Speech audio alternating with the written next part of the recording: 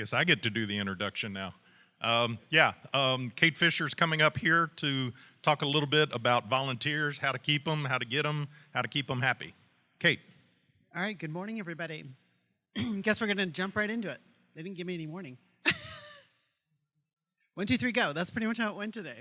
All right, so what we're going to talk about today is how to get volunteers. Getting volunteers is all about the why. Why should I care about your cause? Why should I get involved in what you're doing? Why should I do this? And then we're going to talk about how do you keep volunteers. Keeping volunteers is all about value. What am I getting out of this experience? What is the story that I have to tell after the experience? How did I feel as I left that experience? Okay, so we're going to talk about both of those two things. But first, why don't I introduce myself? My name is Kate Fisher. I have been with the Sports Car Club of America all my life. My parents were racing when I was born. I was taken to a crib. I understand that I played with the Goodall kids in the New England region. We moved when I was 3, so I never really knew the Goodalls, at least consciously. So apparently, I have grown up around the sport. I learned to autocross when I was 16. This is how I learned to drive because street survival wasn't around back then. So my parents took me to autocross events to learn how to be a defensive driver. And I've learned the value of volunteering by being around this club for as long as I have been. I have learned the value of giving back. I have also led lots of volunteer organizations. Right now I work for a company called Oracle. I'm in sales. And I sell big giant computers to big casinos down the street, for example, that kind of a thing. But I've been in a church and I've led huge numbers of volunteers. It was a big mega church and we had hundreds of volunteers that led our children's ministries. And I was involved with recruiting and retaining those volunteers. We would take 500 people. I led our outreach, our missions kind of stuff. We would take 500 people down to Mexico to go build houses over a weekend.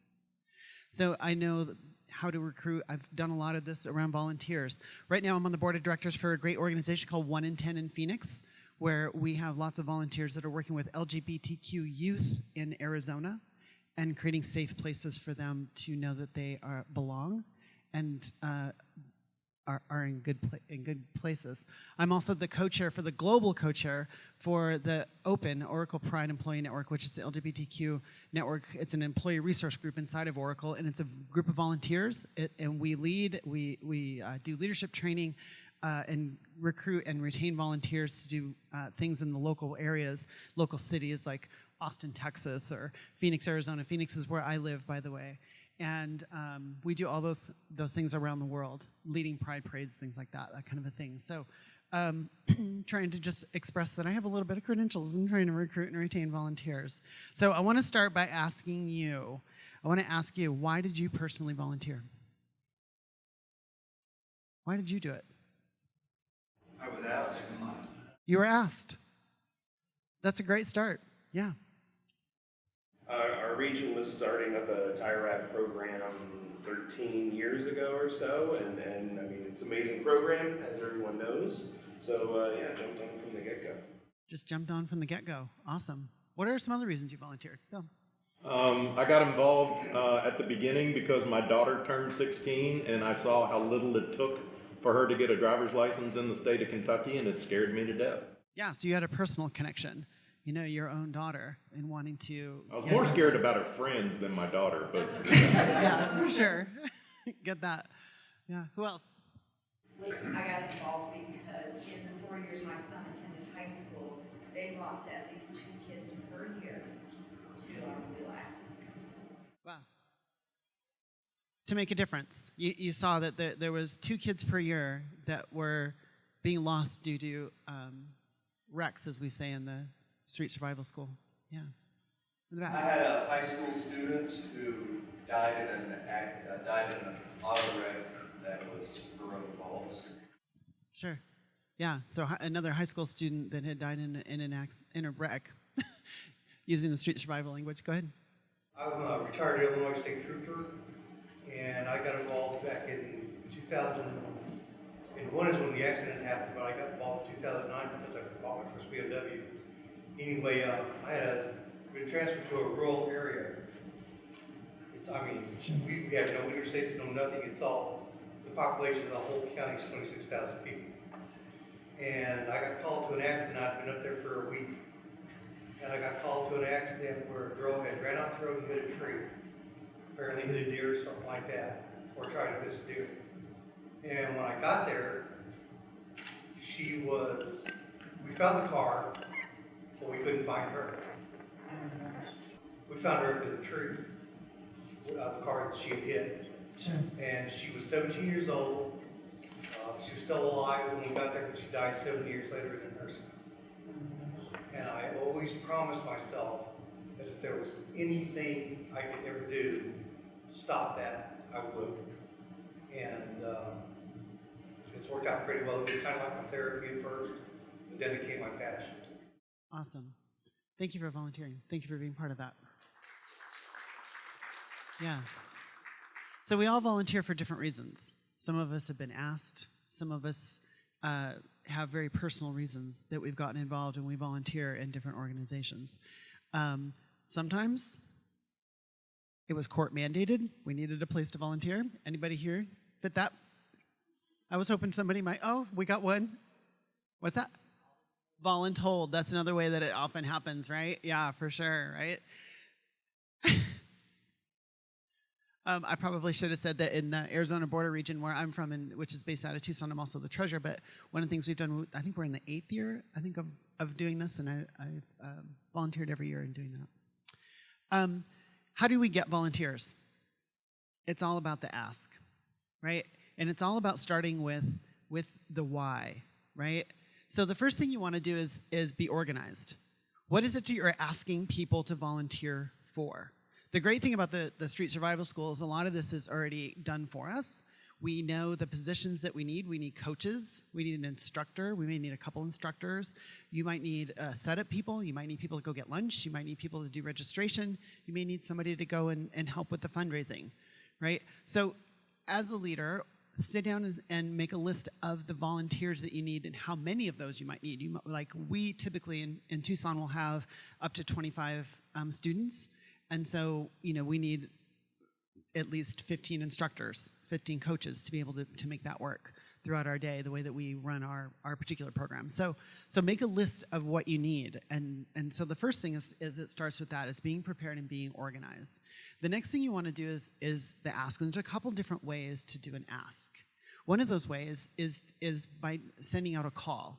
And sending out a call of, hey, we need volunteers to get involved because we're going to put together our next Street Survival School. One of the ways in our region that we take care of that is that we, at our local autocross events, we announce it and we say, hey, coming up November 11th is going to be our Street Survival School. We're going to need X number of coaches. If you're interested in being a coach, this is what a coach does. Come and see Ian or see Kate, and they will get you connected up, right? We do a call. We send it out on our Facebook page. We put it up on our website, and we say we need volunteers, and we ask for people to come and to volunteer and to get involved.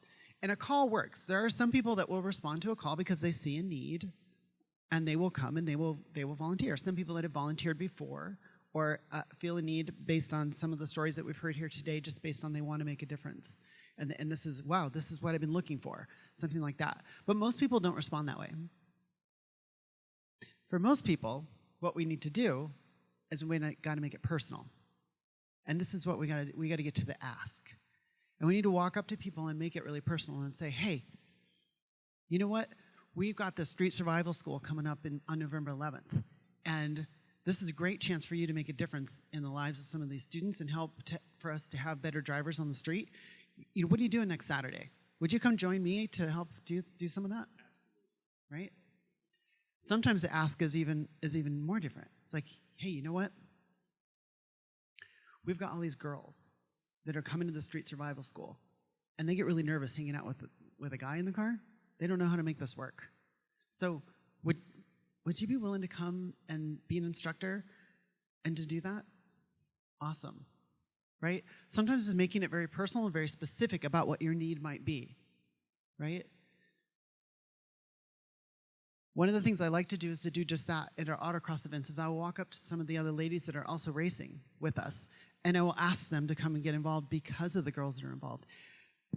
Almost every single time, the ladies will tell me, oh, no, I can't instruct. Okay, we're not teaching them how to race. We're teaching them just how to drive on the street. And when you put it in a different perspective and you help them to understand what you're asking them to do, people are more likely to say, okay, I might be able to do this, okay? Sometimes you want to ask people what they're comfortable in volunteering for. They might come and say, hey, I want to get involved, but I'm not sure how. Okay, well, here's some of the positions that we need. We need coaches that are in-car coaches. Well, you know what I really need is somebody to do registration. Maybe I really need somebody to help with some of the instructing.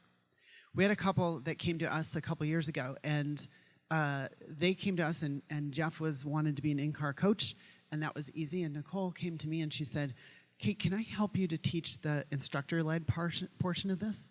She goes, I really have a passion for teaching teens, and I really would love to do that. I'm like, sure, great. I'm like, why? Tell me more. And she then explained to me, and I've been racing with Jeff for a long time, and I didn't know this full story, but she explained to me that their son had died in a car wreck. And what she wanted to do was to be able to give back, just like many of the stories that we heard here.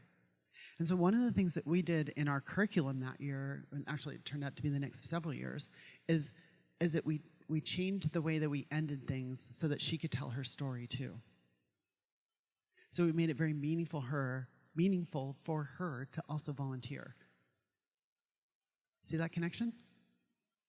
So getting our volunteers to be there is really not focusing on our need, but it's focusing on why should they come and help us. Put yourself in their shoes. Like, why did you get involved in things? Whether it's TireRack Street Survival, whether it's being the treasurer of your local SCCA chapter, whether it is helping out in your church. Think about how did you get involved and why did you say yes? And those are the kinds of things that you want to be able to say. You have a question? The coaches and the instructors, do they have to be credentialed, and if so, what kind of credentials are required? I'm going to let the experts answer that question in great detail, but the short answer is yes. There is some online credentials that need to be happen, and there's some simple training that happens. I'm going to talk a little bit about that in a second, but yeah. All right. So here's the why.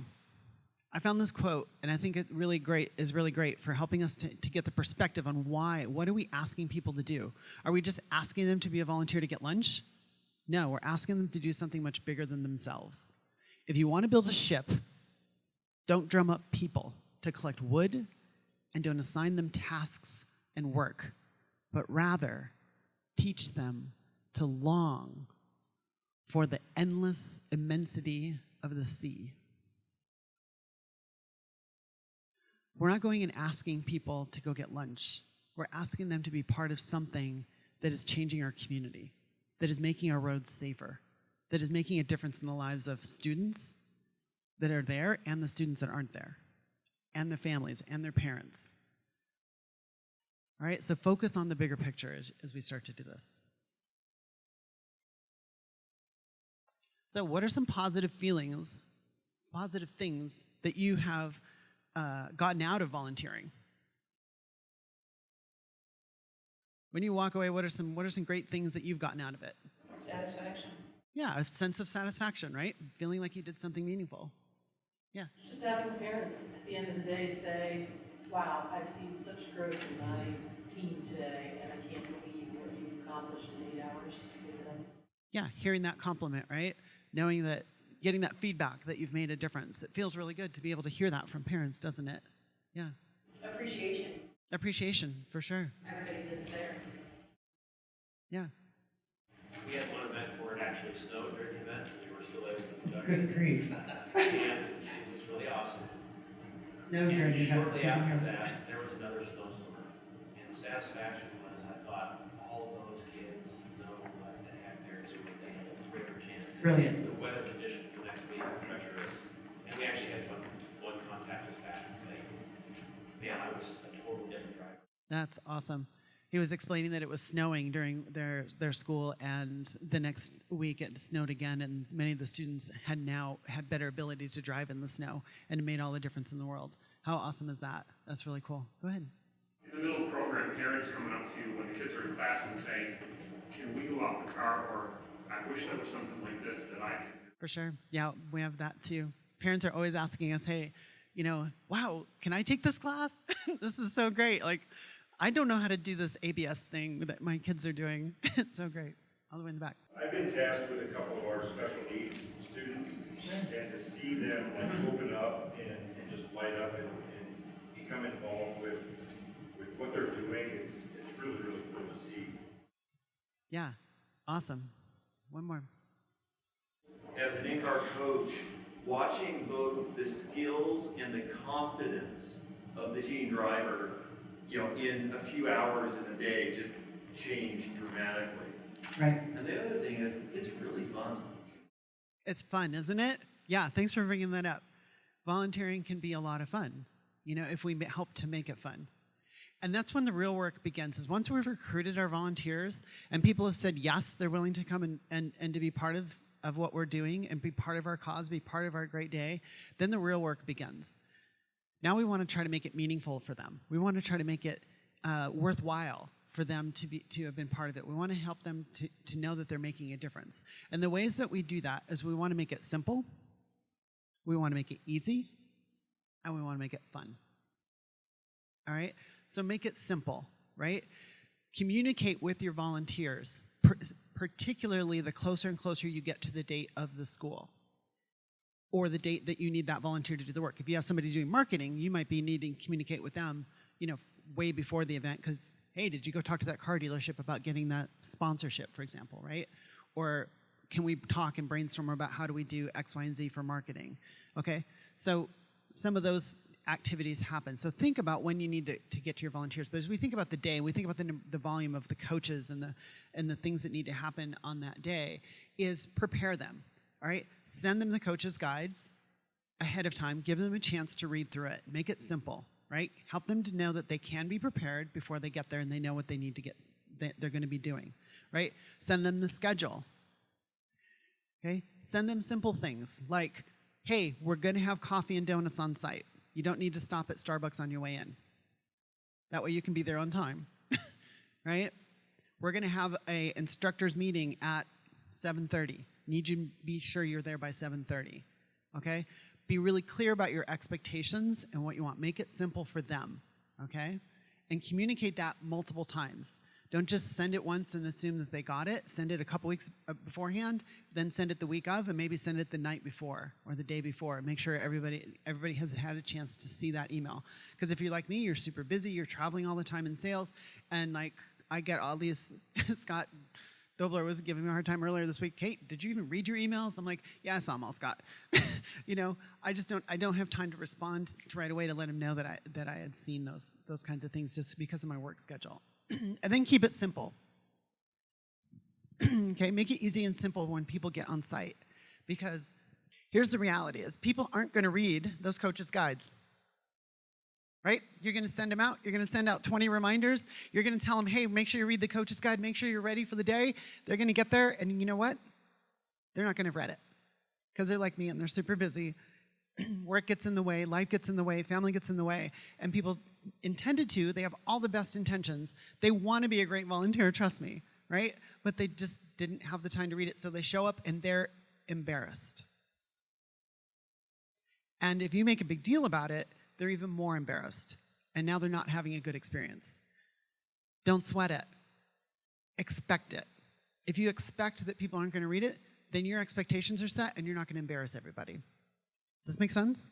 Right? So in your coaches meeting, come together and say, all right, if you guys read in the coaches thing, here's what we're going to do for the day. Line out the expectations for the day. You're going to be able to chance to look everybody in the eye and give them just-in-time tasks. Have a meeting in the morning and say, okay, here's what the next 2 hours are going to look like. The students are going to get here at 8. I want you guys to get to know the students, help to make them feel comfortable, get to know their parents. Go over and tech the cars. You don't tech the car. Have the student tech the car. Here's how you do that.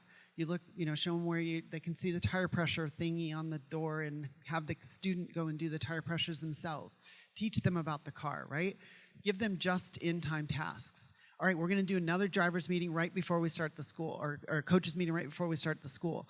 And then at that time, tell them how you're going to do the different exercises. All right, you three are going to go over here to this exercise. You three are going to go to that one. Then we're going to rotate in 15 minutes. You're going to be with those students, and you're going to be with those students, right? So you can do this. You can make it easy and simple for people to volunteer if you're prepared and you're expecting to need to have to lead your volunteers all along the process. Does this make sense? Right? At lunchtime, make sure that they know that they can get lunch. Make sure that they know what the afternoon session might look like, right? And all of those kinds of things. And then you want to do is you want to make it fun. Like I started to say, is keep it low drama. Don't embarrass people, right? Just have the expectation that people aren't going to be there. People are having issues or they're not doing what you're expecting them to do. Just walk over and say, hey, I know that it took another 10 minutes in the braking section. What was going on? Why did it take another 10 minutes? Don't just come up and say, you know what? I need you to get that done faster because you're holding up the whole freaking event, right? Right? That's a shameful way of saying it. But asking why did it hold up, and you might find out, well, my student is special needs. Oh, I had no idea. Yeah, and my student completely freaked out in the braking section, and so we sat in the car for an extra 5 minutes to calm him or her down. And you might learn something new that is, okay, well, how do we now deal with that in the next sections that we need to do, the next exercises that we're going to deal with, right? So try to make it fun. Try to keep it low drama for people as well, okay? Reinforce that the day is meaningful, right? Ask people, hey, how are things going? Right? Ask them about their experience with the students. At lunch, grab the coaches together, pull them off to the side, and ask them, how are things going? Right? What can we do better this afternoon? How are the kids, or the students reacting? By then, you'll start to see the students kind of come out of their shells, and you're going to start to get some really cool stories. Is what we typically see. At least I know we see, at least in the street survival schools. Okay, and what you want to do is lead this up to giving your volunteers a story to tell. Because at the end of the day, we're all going to go home to our families, to our friends, to our work associates. Many of them are going to know that we were volunteering over the weekend. And they're going to ask, hey, how was that teen driving thingy you were doing over the weekend? Tell me what happened there. Oh my gosh, you won't believe this.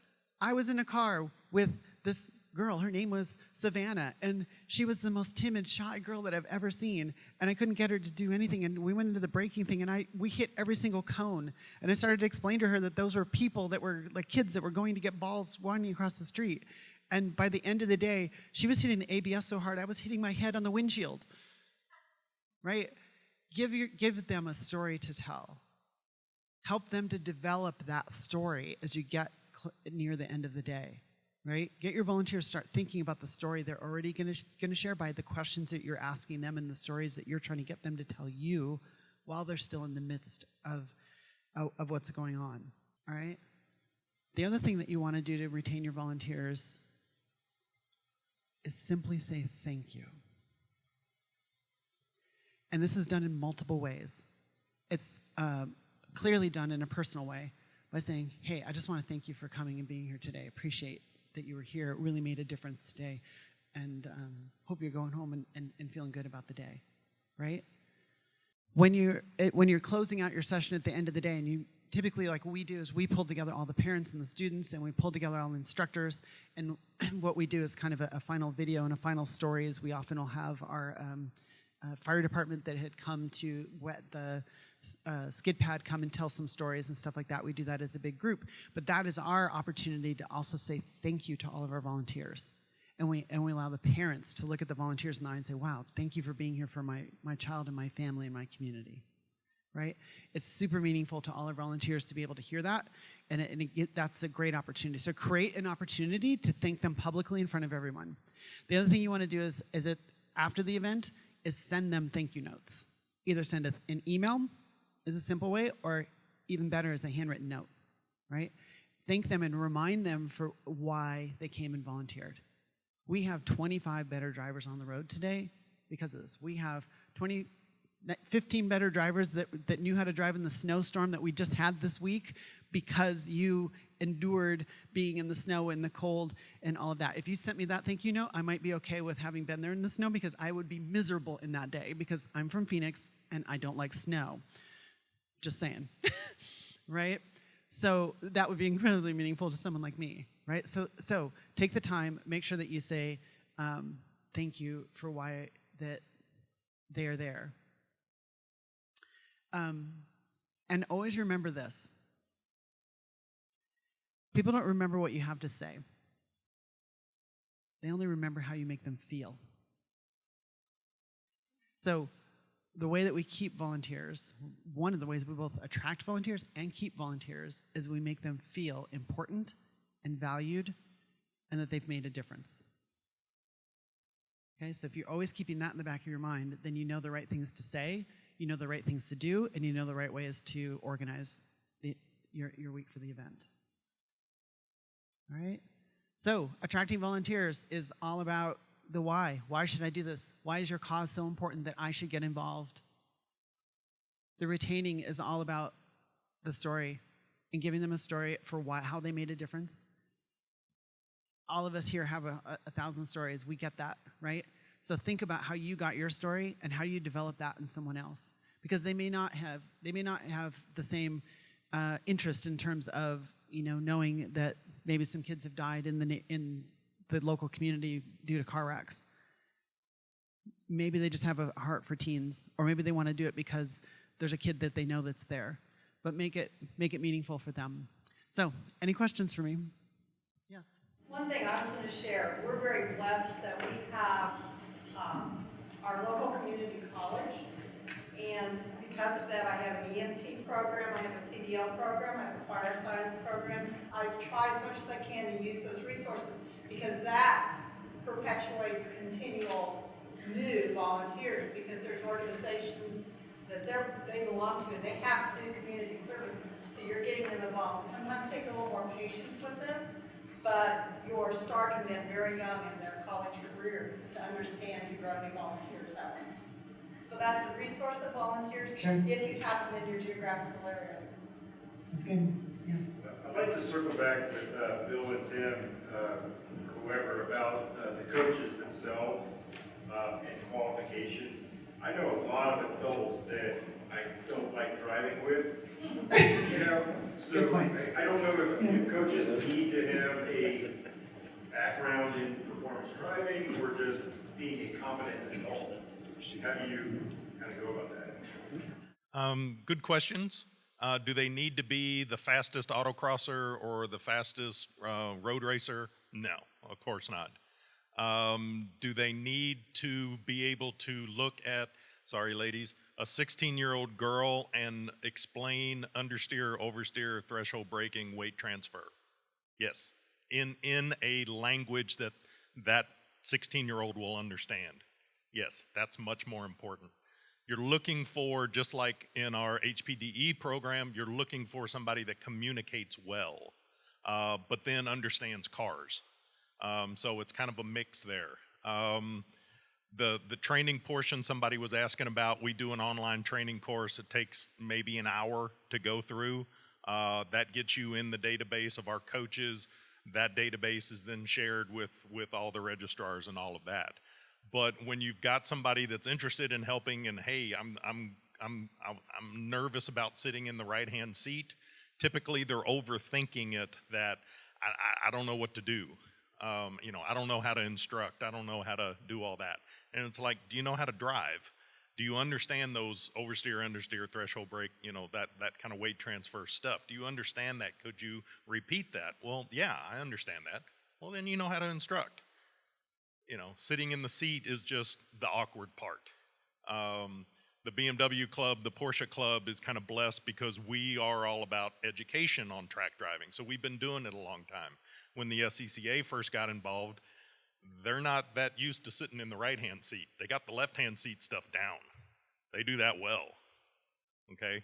But the right-hand seat stuff's a little shaky and a little scary for that. So that typically is a hard place for us to get the volunteers for. Playing on the passion, I love all of that. To have somebody passionate about, spreading out the lunch, that's good. It's hard to get the guy and ladies to sit in the right-hand seat sometimes. But that's where the community of, it's just street survival. It's not SCCA street survival. It's not BMW club street survival. It's just street survival. So if you can pull from the other clubs to get your in-car coaches coming, then you're much more, ahead of the game. One thing while I was sneaking up behind Kate, one thing I wanted to mention was I'm blessed because I get the email testimonials from the parents and the students and the coaches. There literally is not a week go by that I don't get at least one email from somebody saying, what you taught my kid saved his life today. The car's totaled, but he's alive because he was able to do this, this, and this that you taught him, and he told me that. So I keep those testimonials. It's now a 27-page Word document that I grab one and put it in my Street Survival Weekly email blast that goes out to all the registrars. So as an organizer, when the parent comes back to you and tells you that story, please share that with your team and say, this is why we do this, okay? Not just the coach that was in the car with them that day, but the whole team. This is why we do this, and keep that handy. Send it to me because I'll use that, because we're constantly using that kind of stuff, because that's what people need to hear. And I can't, I need to go through and count how many of them are on those 27 pages, but it's a significant number. And some of them will break your heart. I mean, it really, well, not break your heart, it'll fulfill your heart, because that's why we're doing this, okay? Any other questions, statements? Yeah. I've had new instructors that were hesitant, and I've taken them on myself and shown them what to do, and it has made a big difference. Yeah, what he was saying is he's had new instructors, he's taken them on, he's trained them, kind of one-on-one in the car. It's surprising how, little of a nudge that sometimes it takes.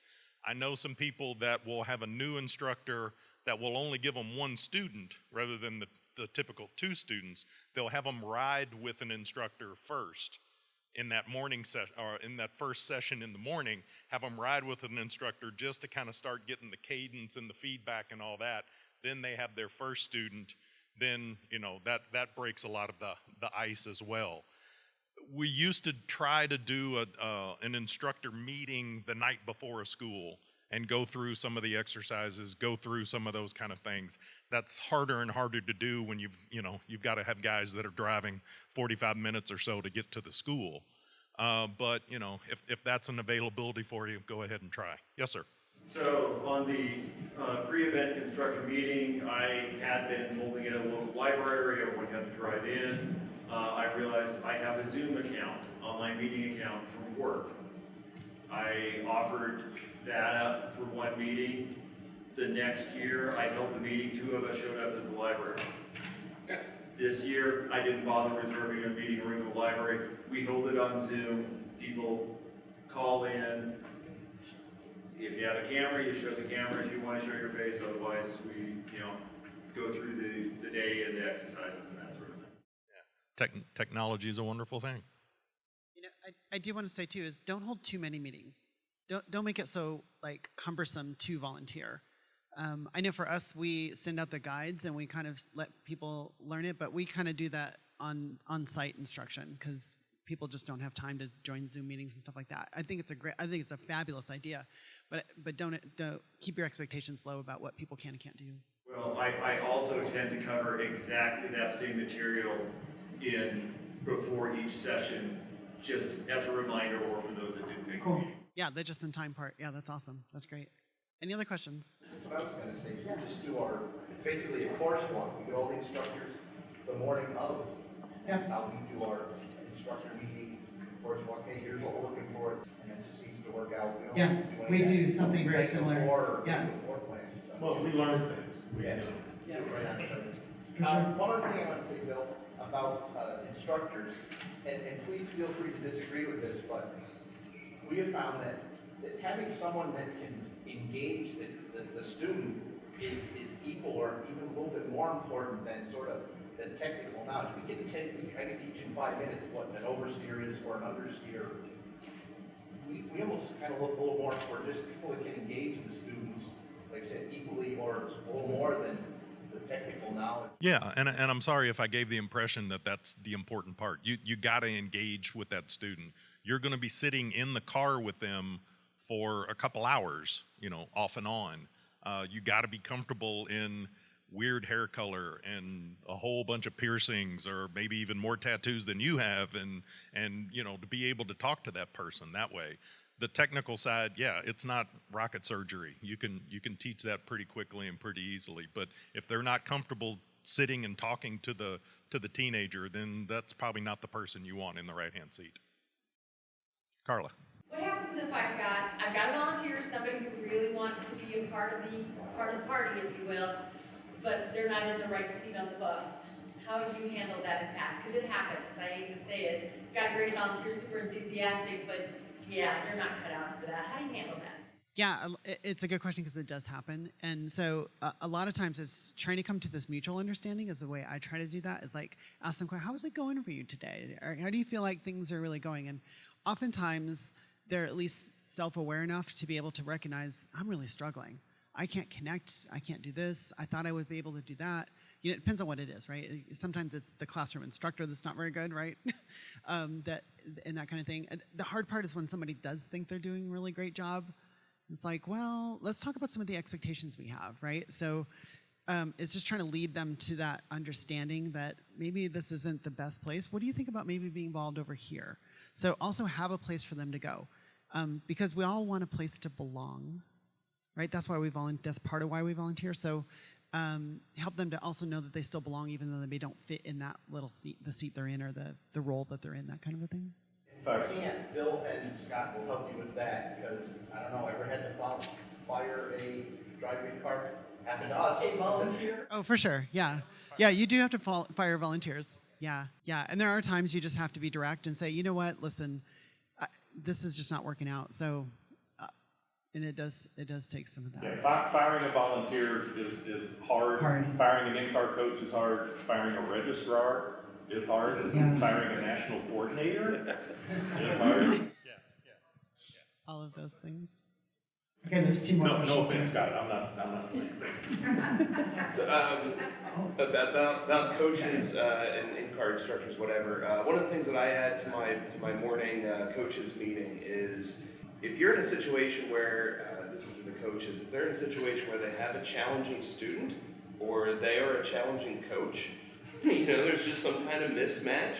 I tell them to come to me with that situation, and don't be afraid to move people around. I haven't had to do that yet, but it's something that I always offer to do. I mean, sometimes people don't. Personalities don't mix. Personalities don't mix. Yeah. And we're not going to leave boiling water in the car all day. Exactly. Be sure you tell that same thing to the parents. I tell the parents as well. If your kid's telling you at lunch that they're not connecting, let us know. And we'll get it. And unfortunately, I've had to do that. I've had to move coaches around because it's just not working. Not everybody gets along with everybody. And it's hard, but you kind of need to know why too. Yeah. Because if the guy's a creeper, that goes to the, okay, we need to fire this guy, and not just move him around to somebody else. Yeah, it's a little bit about. So I'm sorry. Hold on just a minute. Go ahead. Our school's on a weekend, two schools on a weekend, and the night before, we'll have dinner for the instructors and all the volunteers. Nice. And I'm lucky I have a gentleman that has a lucrative car repair business, and he pays for it, and we have it at a country club. I don't mean to make it sound really fancy because it's not, but just to show them something like that, and have dinner, and hand out a few things, and explain to them, say, look, I know that I have a different reason for being here than what you do, but I appreciate what you did, and it doesn't to me, it doesn't matter to me if they're the ones chasing the cones, if they're the ones just signing somebody up, or if they're an in-car coach, whatever. No one person is more important than the other one, because it takes everybody to make it work. You're just important to save these 30 kids tomorrow as the man or the woman that's sitting in the right-hand seat. Yeah, absolutely. What a great built-in way of being able to say thank you, by having that dinner. That's really awesome. Scott's about as wet as pants, but yeah. Am I fired? No. But on that note, I've actually had an organizer call me and say, will you do this for me? And I've had to get on the phone with the guy and fire him because she couldn't do it. And so once I got all points of view from everybody, I realized he was not fit for the role. So I let him go. And he gave me 18, 20 different reasons why I should stay on, and he wanted to be part of the program. And I'm like, one, I don't need you timing kids going through a street spot in the course of a clock. Two, the young lady that you were with got increasingly uncomfortable, even though she was an experienced driver, one of the older ones. I'm sorry, I have to let you go. Yeah. If you don't want to make that call, we'll do it for you. But get all the facts. Yeah, and that's Don't just give me the instructor's name. Tell me what happened. Give me a couple of other people that I can reach out to. Give me the students so I can talk to them. And then allow me to compile the data and figure out what's the next step. yeah, and that's maybe part of a leadership thing that we may have later, but it's a good leadership principle is that you're not alone. Is that, obviously the national staff's here to help, but find your co-leaders too that can help you with these conversations as a leader. That's what I would do is I would go to some of my co-leaders and say, hey, I'm having this problem with this instructor. I'm thinking about dealing with it this way. What do you think? Maybe we could go together and have this conversation, and that way you don't get kind of run over. So thanks, Scott. That's really good feedback, really good principle. I know you had your hand up. One of the most uncomfortable situations I had was a father who got involved with his daughter, trying to instruct her in between the sessions with the instructor. Yeah. Just demeaning the poor girl constantly about what she's doing. And the girl, she was so uncomfortable. And she progressed through the day beautifully. But he kept just telling her, you're not doing this right, you're not doing that right. I had to take the guy aside at one point and just say, listen, either we get through the rest of the day here, or I'm just going to ask you to move on. That could be a session in itself, and this whole summit is helicopter parents and how to deal with that. So I'm going to let you. Okay. Back to the volunteers. Have a plan. If you put the call out for volunteers and somebody shows up today of, hey, I'm here to help, what can I do? And you go, I don't really need to just have a plan. Yeah, if you can't hear it, what he's saying is have a plan. Occasionally, although I've never had that happen, you'll have a volunteer just show up that you weren't planning on. And they're saying, hey, I'm here, what can I do? Have something that can always be done. And, if they can get in a car, great. If they can't, there's always things you can do, but kind of always have a plan. Yeah. Chrissy, you had your hand up. Going back to recruiting instructors, there's one group that we tend to not think about, and that is our parents. These are people who have to relate to a teenager on a daily basis. That's an excellent resource to get in the car and help us volunteer. Yes. So at the end of the day, whenever you have those volunteers stand up and the groups thank the volunteers, turn that back around and let the parents know, hey, we're always looking for instructors. We're always looking for people that can relate to these teenagers and help us out.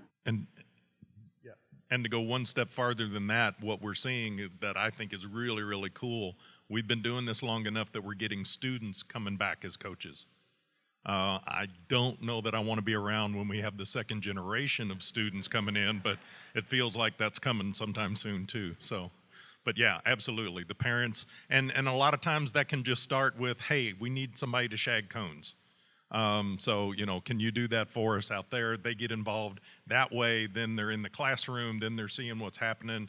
And if they have a little bit of background in cars, that's great. Train them up, get them in the car. Absolutely. Any other questions? Okay, one reason why we were up here, thank you. That was awesome. That really was good. So one reason we were up here doing a little bit longer soft shoe, although Janie was holding up her hand saying, you're going over 5 minutes, our next presenter literally just walked in the room, landed at the airport and was texting me, I'm coming. 10 minutes, be back in here and we'll get going. Thanks.